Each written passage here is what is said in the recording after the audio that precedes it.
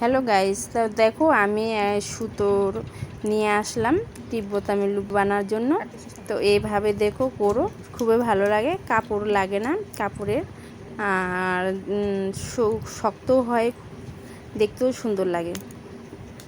তো এই 4 ভাঁজের সুতো নিতে লাগবে, নিয়ে নিচে সেটা করে নিলাম। উপরে যেটা থাকবে ওটাকে তুমি 4 ভাঁজের মধ্যে 2 ভাঁজের মধ্যে সুতোটা ভরার পরে এটা ভিতরে নিয়ে নেবা।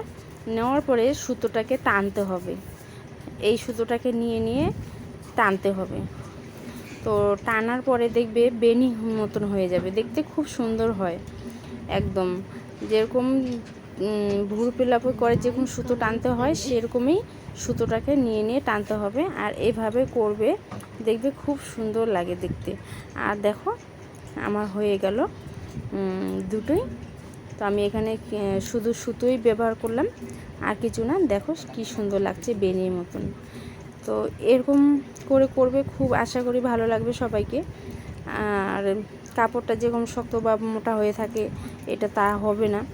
আর আমার এইটা তোমাদেরকে কীরকম লাগলো তো সেটা তোমরা জানাবে, তোমরা কমেন্টের মধ্যে এটাকে শেয়ার করবে, লাইক করবে, আর ভিডিওটাকে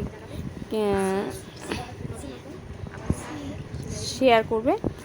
আর এই জিনিসটা দেখতে পারছো, এরপরে আমি চেষ্টা করবো আরও ভিডিও নিয়ে আসার জন্য।